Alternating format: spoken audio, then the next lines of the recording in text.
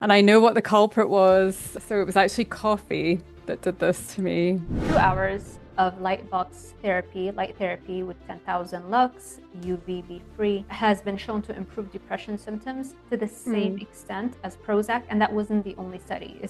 We know yeah. the evidence is very clear. Hi, everybody. Thank you so much for joining us today. I am very excited to talk to my dear friend and psychiatrist, Dr. Rachel Brown.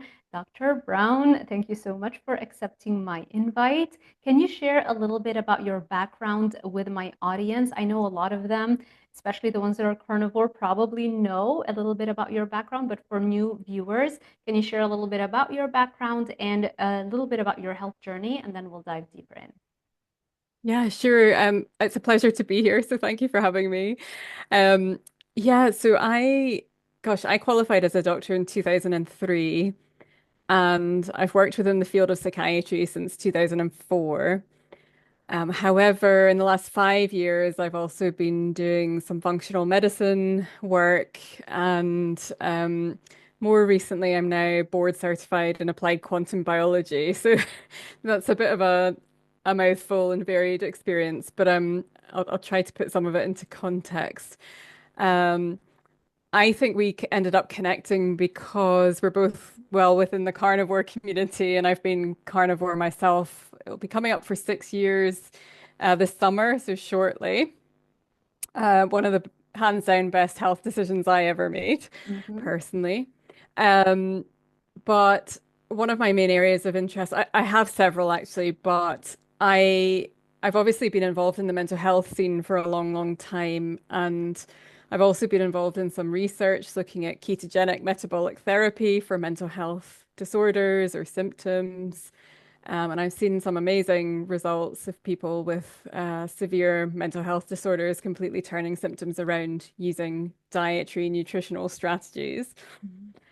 Mhm. But then I've had my own health journey. So part of my health journey with carnivore, um, I think I have some things in common with you, let's say. So I definitely had food addiction type issues all through my teens and 20s and into my 30s.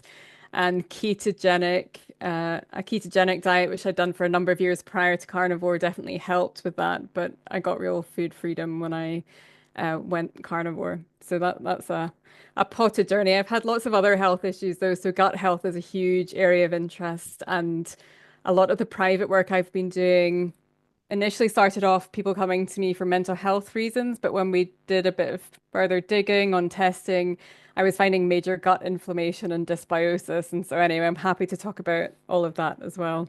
And I've had my own issues that way too. So Yeah, I love that. And the whole gut health world as well. I'm currently writing a sobriety guide. But then after that, the gut health, because see, I write so many guides simultaneously, and then when one has enough, then I'll go with that and I'll release it. So uh the gut health has a lot of meat in it, but I want the sobriety guide to go live and then drop the gut health because it is so common, like you mhm. mentioned, it's the second brain. And a lot Yeah. of times that's the first thing that I think about if somebody has depression, ADHD, Mhm. anxiety. It's like, do you have SIBO? Do you have SIFO, Candida? Like, Mhm. it's almost always, the answer is almost always yes. And Mhm. how are Yeah. you going to heal a brain that is inflamed because of what's happening in here? Everything is interconnected. So I love that. Yeah, So, 100%. right? Hmm. Let's start with the thing that I was very, very excited about when we chatted last time, and you were telling me that you did the certification with quantum biology. Can you share a little bit more about that? Yeah, of course. Oh gosh, this is a real passion of mine now these days. So Um, if I go one step back and we think about ketogenic diets and carnivore diets and the impact, a lot of the health benefits there come from improvements in mitochondrial health. So we're talking about cellular health and really rebuilding the terrain. Everything is all interconnected in the body. The quantum biology field it's just a slightly different lens to look at cellular health through. So instead of focusing on biochemistry, it focuses more on our light environments, our circadian rhythms, but also energy in the body relating to charge, so electron flow and proton flow. So really getting down to the atomic level.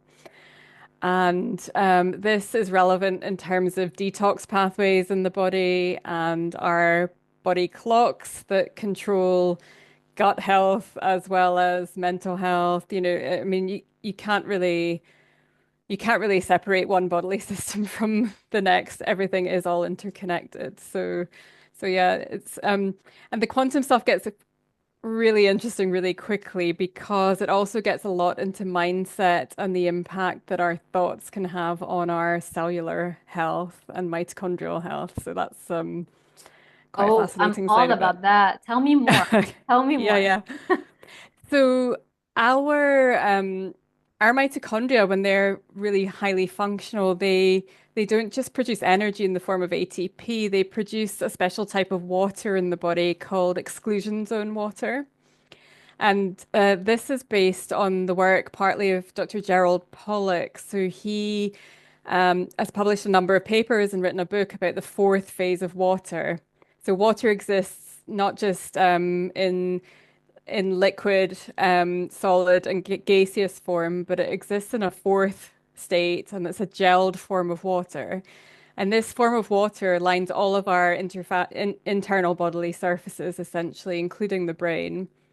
And it can get depleted through modern living if we're not very in touch with nature, or we spend too much time indoors, if we don't move our body enough, if we're around non-native electromagnetic frequencies, and if we have other toxins like in the gut, for example, glyphosate, microplastics, all of those environmental toxins also deplete the water. But where I'm going with this in terms of mindset is that there's some fascinating work out there from probably one of the best accounts to look at would be Vida Austin. So Okay. she is a water researcher and oh gosh, she has just the best Instagram account I think I've ever seen in my life. And so you'll get chills down your spine if you haven't looked at this stuff before. But I went to see her on her book tour, so she's been doing a live world tour to promote her book, and it was just amazing listening to her story. And it was her own health journey that got her into researching water. But essentially, she has a particular way of doing crystallography with water. So she gets petri dishes and spring water, and then she's demonstrated that she can imprint thoughts and intention into the water, that when it is frozen, it will come out and form a visual image in the frozen water Huh. of that particular topic or thought that somebody has had. And so if our bodies are 99 molecules out of 100 made up of water, and our thoughts have frequency, then if everything is energy, frequency, and vibration, then Wow. our thoughts can impact on our cellular water, and then how, neurotransmitter, not even just neurotransmitters, so receptors in the body that are all lined by this fourth phase of water, how all of the biochemistry works essentially. So Wow. that's I've quite a big seen. topic. It's hard to distill down into Yeah, very no, simplistic terms. that's why I was so excited to talk deeper in about that because I've seen those posts about the water where like the thoughts and freeze the water in a Yeah. different configuration, Hmm. and I never pursued that line of thinking, and so but it makes total sense, right? I am a huge advocate of mindset and how powerful the brain is. Currently, I'm back again into Joe Dispenza, he's Oh, okay. yeah. Yeah. Um, like a decade ago, I was very deep into his stuff, and I feel like recently, I realized there's a bunch of books that he's written that I cannot believe I haven't read yet. The one, Breaking the Habit of Being Yourself, that I have not read yet, so that's what I'm working on. And Becoming Supernatural, and You Are the Placebo. Those three I haven't read, but Ah. I did read the fourth one, the one where it says. It has brain, I believe, in the title, like the older one, where he talks about how he healed his spinal surgery, his spinal injury with just Mhm. his mind. It's just Oh yeah. fascinating stuff. Yeah, And yeah. I love the sciencey background, because Hmm. my brain, things click when I see some science behind it. And that's Hmm. why I gravitate to your content, his content, that kind of stuff. So when I Hmm. saw that you did the certification, I was very, very curious to learn more. Okay. Um, yeah. Yeah. So tell me. I was just gonna, yeah, just what came up for me there when you were talking is that I'm really big on telling people that you cannot heal when you have a fear-based mindset. So I think that's absolutely huge, and I think that's what you were touching on there with Joe Dispenza's example. And Yes. then, and I suppose in the medical world, we would talk about placebo effects. So certain medications may appear to be effective, but there's quite a placebo effect. And was it just a psychological effect? There was an expectation that somebody had when they were taking the tablet that they were going to get better. You could Yes. apply the same principles really to other interventions. And that absolutely comes down to mindset. Did you know that the placebo effect, we always use 30% as an effect size for the placebo effect to control for scientific studies? But if Mm, you dig back into the history of the placebo effect, because sometimes I feel like my placebo effect is very strong on certain things, it's way more than 30%. mm, And I'm like, there's got to be something there. Not every person regarding every single topic might have the same intensity of a placebo effect. Maybe they feel more strongly about something. And so the placebo effect might be stronger for them. So I did the research, and it turns out that the guy who discovered it, he was it World War I or World War II, and discovered it by mistake, ran out of the morphine and injected the injured soldiers with saline, and mm, they had the same level of improvement in pain. And so mhm. he came back from the war and spent all his life, he dedicated his life to running scientific studies on the placebo effect. And it turns out that the reason we use 30% is because it's the average. Okay. Right? It's the Yeah. average of all of the different studies that show different effect sizes. So for some people, the placebo effect could be 99%. For others, it could be Hmm. 10. So then you Hmm. pull them together and the average is 30%. That was very interesting to learn, because then you can use that to your advantage, and also you Hmm. can be aware that the brain power and the effect that it can have on your Yeah. physiology can be way more than just 30%. Hmm. And I guess Yeah. we Yeah. can figure out how to leverage that. Yeah, absolutely. And I think along the same topic, there's the nocebo effect, and that's probably what I see more commonly, where people go into certain treatment strategies already assuming that they're not going to get any better, and that just makes it so incredibly difficult, if not impossible in some situations for somebody to recover. That's Yes. certainly what I've seen clinically. Yes. And Yeah, so if this you're is why already, mindset mindset is everything. huge. It Yeah. really is. Hmm. Okay, so how did we start talking about the placebo effect? You Oh, mentioned, it was about thoughts having energy, frequency, and vibration, and just thinking from a yes. quantum biology Yeah. perspective. So, Um, mhm. and I go on. After the certification, how do you feel that what you've learned has impacted what you would recommend and what you have changed in your life? So things that you do in your daily life, habits, like say light exposure, things like that. Mhm. Yeah, so I'm really disciplined these days with my light routines, which means getting out early, ideally seeing sunrise and then UVA rise after that, because morning light is key for setting up all of the neurotransmitter and hormonal pathways in the body, and also for setting up robust sleep at night. And we know that you need to be sleeping properly for the body to heal and regenerate and repair. Um, Trying to just get as much outdoor time as possible. So, it's from a quantum biology perspective, spending all your time on a screen like this probably does induce a certain level of mitochondrial dysfunction as well.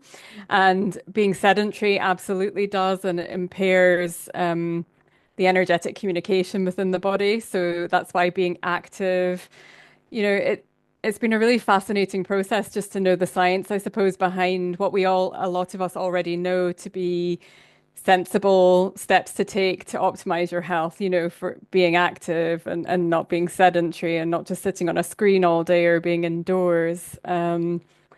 and then doing things like grounding. Grounding's been a big thing that I've implemented, and sauna. And there's very specific reasons why that can be really therapeutic. But something I haven't mentioned so far was that I went through a mold illness sort of period of time in my life, and that's gosh, I'm trying to remember when that was. It was about 3 years ago now, there or thereabouts. Okay. And so I had to start implementing regular sauna to try and detox from mycotoxins. How That did became you an issue find, for me. so were you diagnosed with SIRS, would you say?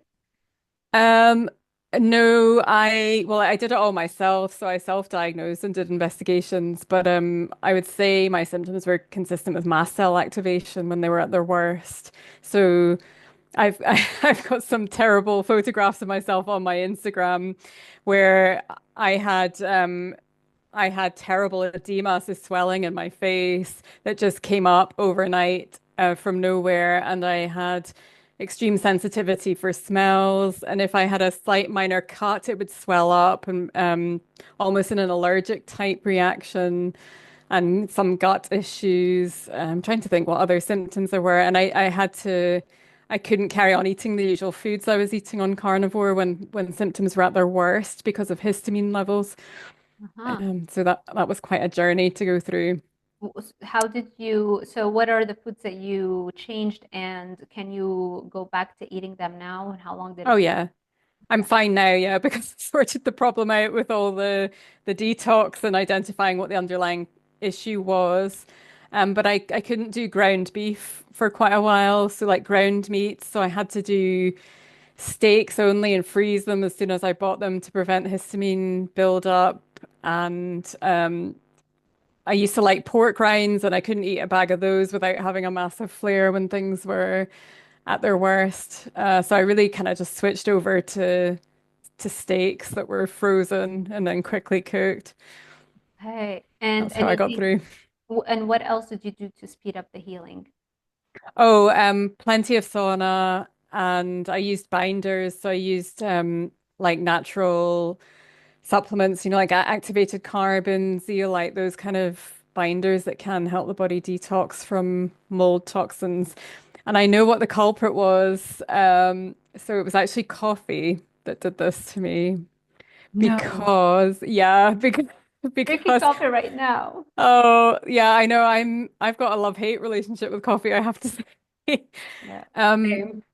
but yeah, it was from a really quite well-known local artisan cafe, like the most amazing tasting coffee. And they do a range from different countries, and it must be just to do with the way the beans are stored and Mm. processed. But I know it was that because there wasn't anything else I was consuming dietary wise that it could have been. And it corresponded with a very discrete period of time in my life when I was going there fairly regularly. And it was just like one coffee a day, Wow. but it was enough to really build up. And how long did it take for you to go through the whole detox and feel better? Oh gosh, I'm trying to remember now.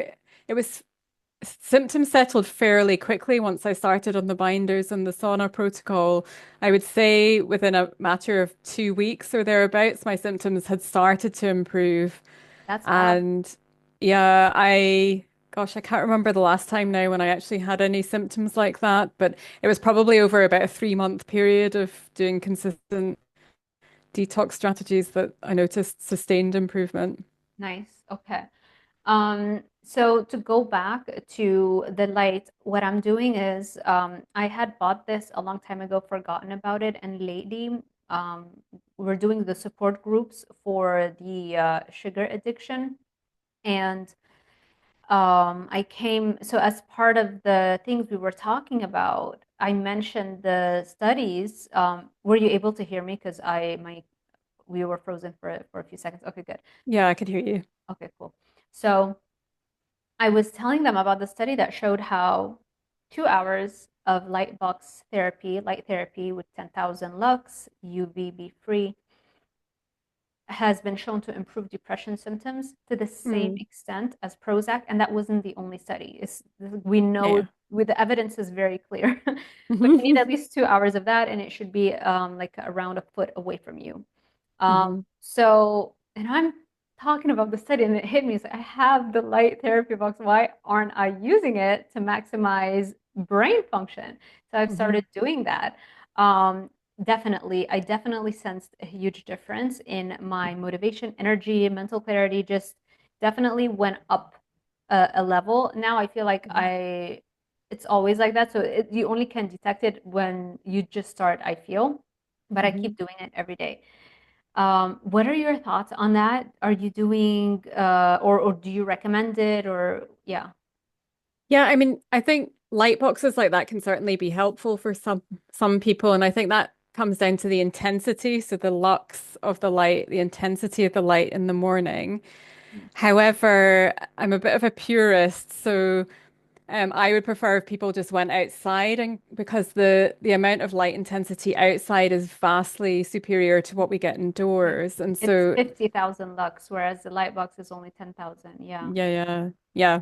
Yeah, and on a sunny day it can be hundreds of thousands of lux. Yeah. And Okay. even on overcast days, it will still be into the thousands, whereas indoors you might be at one, two, 300 at most, depending on your lighting. So, Okay. Okay. yeah. So there is that. And then how much time would you recommend people go out and be exposed to sunshine? And is there a specific time, and how do you do it? Yeah, so I mean, the more time the better, but everyone's got to be pragmatic about what they can fit into their schedule. Um, I mean, ideally, I think 5 minutes at sunrise would be okay for most people. And then trying to get it out at UVA rise, which is usually about an hour and a half after sunrise. And that's for sitting up our internal pharmacy. So that's when like, for example, if we think of some of the neurotransmitters, like serotonin is produced from tryptophan, and there's a benzene ring within the amino acid that actually absorbs UVA light. So when the sun reaches a certain point above the horizon, that's when the UVA comes out. And this is what triggers off all of the chemical pathways that we need, including our sex hormones, everything really. And so if people can optimize that time, like 20 minutes, if you can do longer, it's even better. I That love that's a that. really good So that's a really good thing. the benzene ring is in the serotonin structure. In the amino acids, Oh, the in the precursors. tryptophan. Oh, Hmm. okay, okay, Yeah. okay. And so it absorbs the UVA specifically, Hmm. Yeah. and That triggers off. okay, and that improves the conversion of the tryptophan Hmm. into serotonin. Yeah. Yeah. Interesting. I love that. Okay, cool. So that's for the light. What about in the evening? Do you also do more exposure to sun, or like in the afternoon? So sunset, if people can catch that, that's again a really good signaler to your body that it's time to start on winding down for the evening and thinking about sleep. I always like people to block artificial light after sunset using blue blocking glasses. Yes. So orange lens works for most people. Yeah. But any of the artificial light after sunset, particularly blue light or green light, and our all of our light bulbs these days are horrendous for circadian rhythms. So they're all the energy efficient bulbs are just very blue light dominant, and it's has Yeah. many implications for health. But you can look at research studies, and artificial light at night raises the risk of cancer, all sorts of mental health disorders, autoimmune disorders, gut inflammation, all of it really. Yeah. Um, This is why sometimes like people will change their light bulbs to red at night, mhm. or they'll have, Yeah, a certain setting where it's only red light bulbs that turn on. yeah. Do you know like around what time is a good transitional time to switch over to the red light bulbs? So it would be after the sun sets, generally, is what I would say. Although some people use incandescent bulbs. Mm, They're better because they pretty much mimic the light spectrum at sunset. So they're inefficient bulbs because they produce infrared, but we're so infrared light deficient these days with all the indoor living and the energy efficient lighting that actually the infrared's really important for our biology.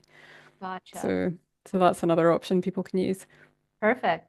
So we covered the light therapy. What are other the grounding? You mentioned grounding. Do you do the grounding mats or the PEMF mats, or do you just prefer, I'm sure I know what you're gonna say, go out, touch Yeah. grass. Indeed. I do have a grounding sheet on my bed, although I haven't tested it recently, so I need to double check if it's still working. And actually, my heart rate variability, as an N of one trial, definitely went up after I put a grounding sheet on my bed, which I Nice. thought was fascinating. I love Um, that. And so, just for those people who don't know what heart rate variability is or HRV, it's a measure for how much time there is in between your different heartbeats. And you would think, most people think, well, shouldn't it be stable? That means it's better. And it's actually not. The more differences in the time you have in between different heartbeats, that means you're more reactive, you're more flexible. That's actually better. So, you Mhm. want a higher heart rate variability as opposed to Yeah. a lower one. And that's a measure of health. And also, athletes will use that to see if they've recovered well from their last training session. And usually, if they're still not recovered very well, it will show up in a heart rate variability that's low. And that's going to give them an indication to maybe do like a passive workout, an easy workout, or take a day off until the heart rate variability rebounds, and then they can go back to training at the same intensity. Yeah. So it's a good measure of how much time you spend in the parasympathetic nervous system state, so the rest and digest, as opposed to the sympathetic fight or flight. Yeah. So yeah, that's just something I tracked personally for a while, and so thought that was fascinating. But yeah, I'm a purist, so the more people can get outside and get their feet in the grass, or there's other ways you can ground as well, like going to the beach. We were talking about that before we started recording. Getting your feet in the ocean, swimming in the ocean, that's the ultimate grounding experience. So Right. I think that in and of itself can have a hugely powerful impact on our neurology, but also our mental health for stress reduction and relaxation and management of any anxiety symptoms, because it's telling your body essentially that it's safe. And yeah, it's just one of the most overlooked easy interventions that anyone can do, is What what I would about say. if we're walking barefoot in the house? I do walk a lot barefoot Yeah. in the house. So is that helping me at all? No, I mean, not unless you have to have your feet on a conductive surface, because it's to do with us pulling in electrons through our skin, and this contributes to our essentially you need to have a negative cellular charge to have good health, and so that's why the electrons are involved there. And the exclusion zone water I mentioned tends to have a negative charge as well. So we're like big water batteries, essentially, is one way of thinking about things. And The exclusion of so it's in other words, we should go more to near bodies of water or in the water. oh yeah. So you could get the other thing about Unless you're in waterfalls. Florida, then the gator Yeah, is gonna eat you. that's true. Yeah, Have you? watch out for those. Yeah. But yeah, you get negative ions come off the ocean, for example, and that's incredibly therapeutic for us. But the you just have to have your feet or another bodily surface touching something rooted into the ground, because the Earth's surface it's like a free supply of unlimited electrons, essentially. And there's also some magnetism involved with being close to the Earth's surface as well. So people living in high-rise buildings won't be getting the same benefits of the Earth's magnetism. Uh, Ah, yeah, interesting. Okay. yeah. So in your personal experience, how much has introducing the morning sunshine and grounding outside the real deal, how much do you feel as a percentage improvement in any area? Oh gosh, yeah, really big improvement.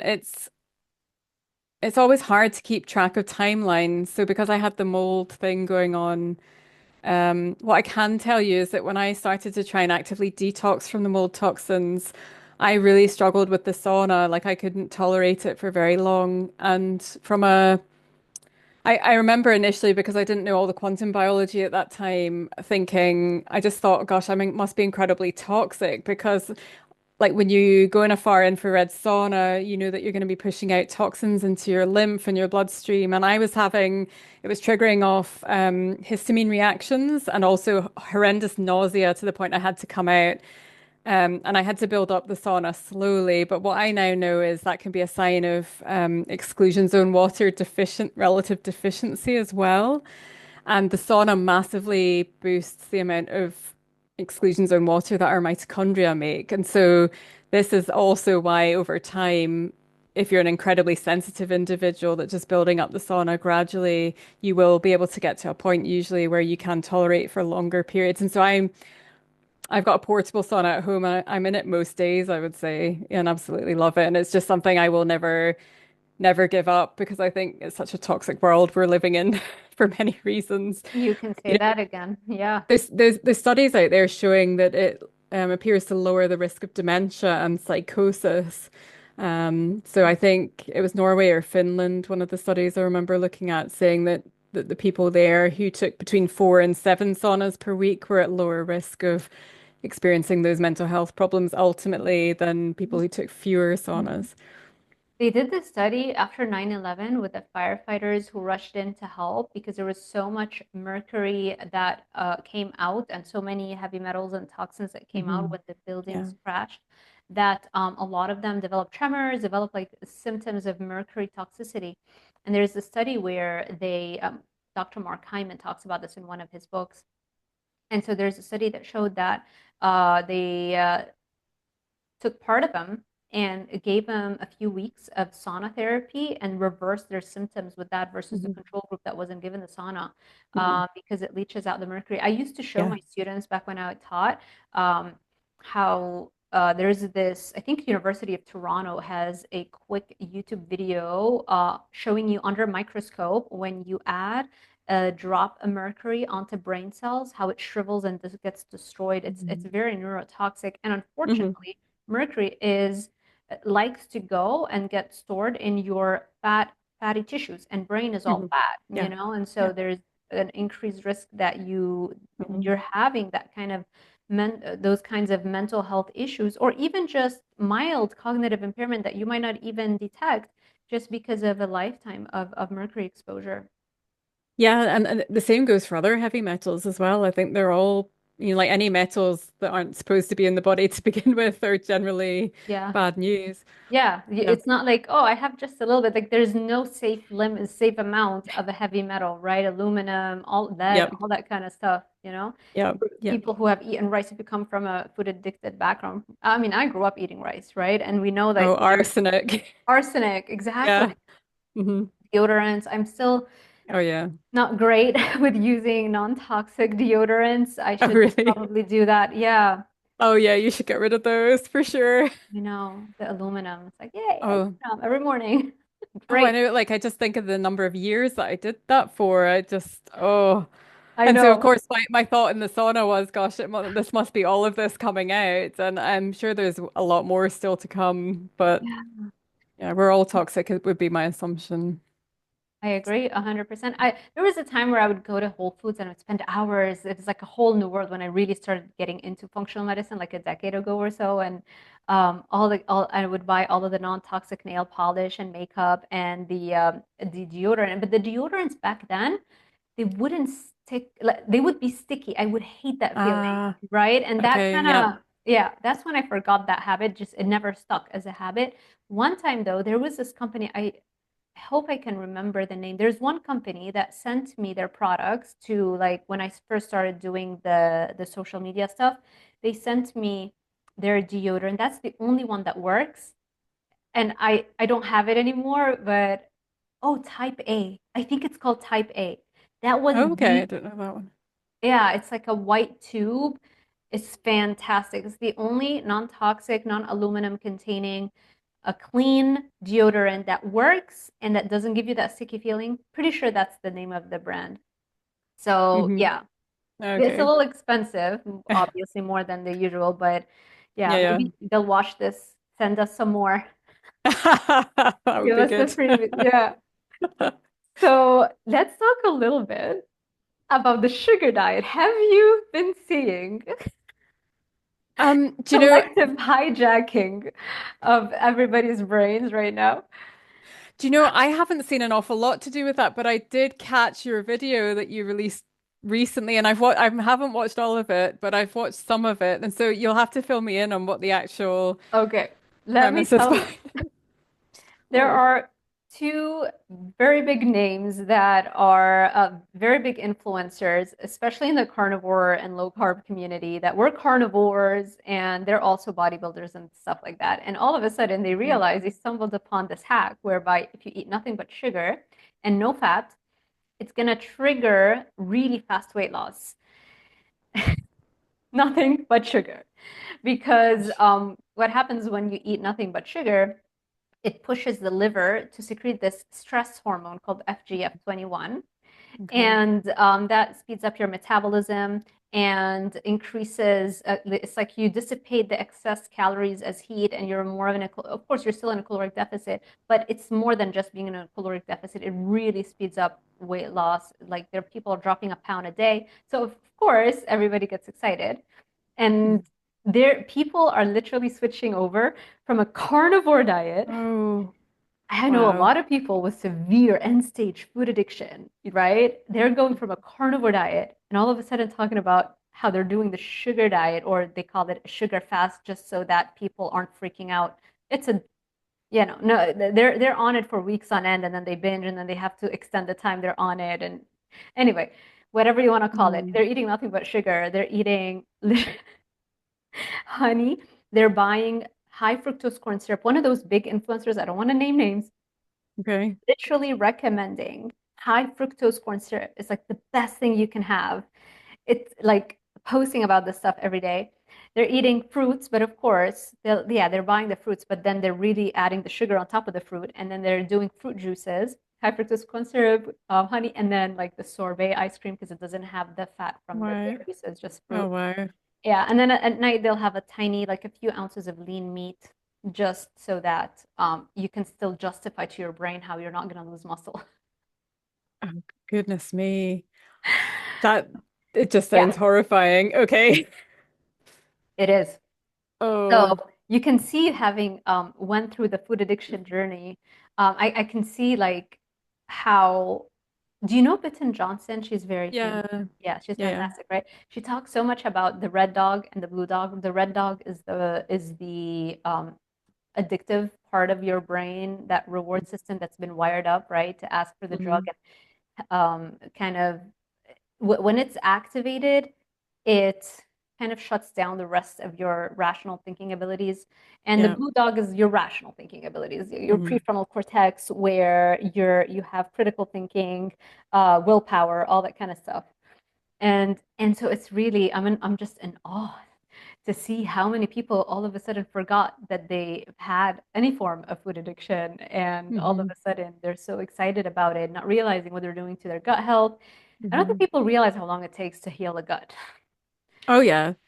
I also think the dose makes the poison as well. So I think if people are switching over to just Yeah, absolutely caning the amount of sugar that they're having, they're just going to be completely hacking their dopamine system and end up exactly. right down the food addiction lane Exactly. So again. Yeah. if Oh. somebody started off with a slight level of food addiction, Hmm. and those are the people who like to call themselves, oh, I'm a moderator, I'm not an abstainer, I'm Okay. a moderator. You're in the beginning or maybe even moderate stages of food addiction, but you Hmm. just want to be in denial, so you call yourself that.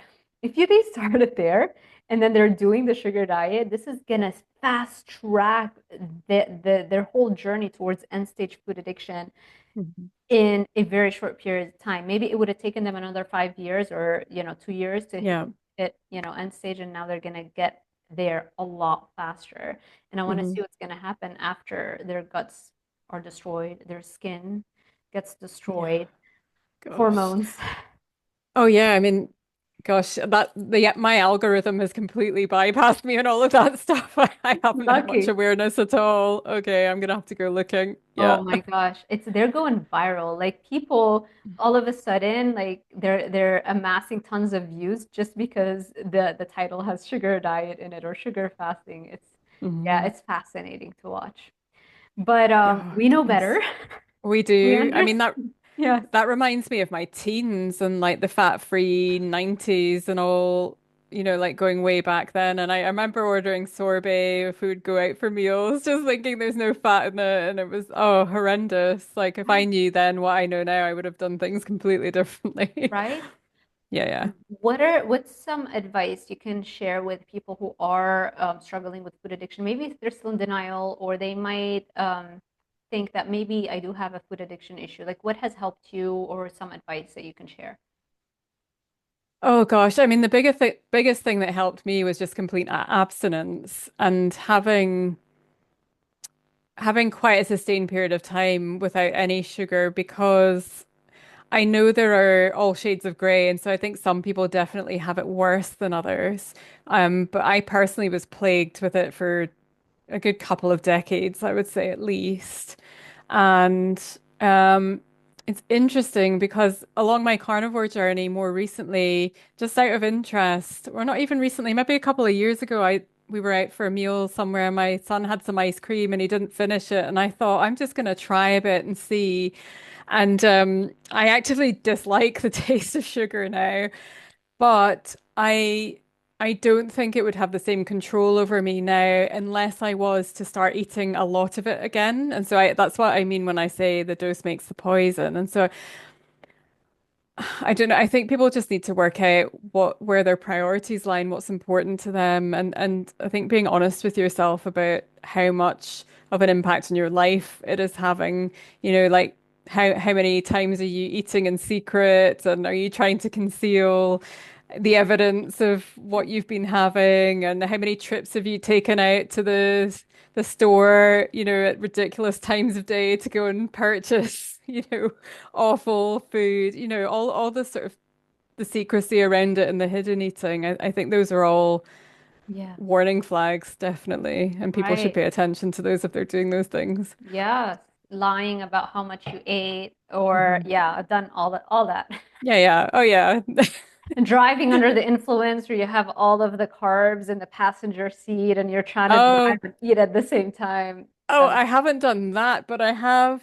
I remember years ago watching Sex and the City, and there was a scene with Miranda when she'd been given this cookie from somebody that she decided she wasn't really Right. interested in it, and Because it it said, said, "I I love love you." you, and she's Uh-huh. not, she doesn't want to commit. Yes, I But love she that ended scene. up, she put it in the bin, and then she got it out of the bin. Like I've been there before and done that kind of thing. Yeah, Yep, yeah, yeah. me So too. Me too. we're Done it one and the all. same that way. Yeah. Yep, yep. I love Sex and Mhm. the City, by the way. I Oh can't yeah. wait. The new and Just Like That is gonna start, I think, in like a week or so. They're gonna Oh, start season 3. Yes. oh, okay. Oh, I've Yeah. been a bit disappointed with that, but anyway, I might watch it. They're good. They're good. I mean, it's just I just love the whole Sex and the City, everything. Mhm. We've watched it so many times, and then we've watched it again, and then we've watched the movies again to prepare for like season 3. Oh, right, It's really okay. good. I mean, Samantha's my favorite. Who's your favorite? Oh, for sure, Samantha, Samantha, of me course. too. I Yeah. know she's the Yeah, best. yeah. She's like just this. I love her. She's like the strongest, smartest, independent. Mhm. Yeah. Kind of. I don't know. I love her. I mean, Yeah, she's all of funny. them have, yeah, but definitely Charlotte is like the complete opposite of me. He's like Yeah, see. not appropriate. Oh my God, I'm like Yeah. her. Wake up. Oh my Yeah. God. Okay. Anyway. Yeah, yeah. How did we get onto that? But yeah, that I was a huge fan of Sex and the City back in the day. So yeah. I know. I mean that's why we're friends. Can't be It must friends if you be. don't like Sex and the City. Oh my God. Dr. Brown, thank you so much. This was so fascinating. Where can people find you? Can they work with you? Give us all the ways that people can reach you. Yeah, so I mean Instagram, I'm carnivore shrink on Instagram and I've got all of the links in my bio to my website and yeah. probably just take it from there. That's probably the easiest way to let people know. Awesome. I will make sure that I link all of your information in the description box below this video so people can click easily and find you, connect with you. Sure. And I appreciate you taking time of your very busy day to share Yeah. with us all of the updates, because the last time we talked was on maybe 2 or 3 years ago. Yeah, it That's must the be. last collab. Yeah. Yeah, So yeah. thank you so much. Is there anything else we forgot to mention? No, I don't think so. That's been like a really fun discussion, actually. I don't know how we ended up on Sex and the Sex and City, the but there City you was go. it That'll was provide some inevitable. entertainment. Right, we held on. We held it together for a good chunk of time. At some point, it's Yeah. gonna come out, so it's fine. Thank you, and thank you everybody for sticking with us till the end. If you enjoy this kind of content, make sure you share it with a friend or family member, and also let me know by giving this YouTube video a thumbs up, subscribing, and hitting that little notification bell icon so YouTube alerts you every time I post a new video. Thank you so much for watching, and I will see you in the next one.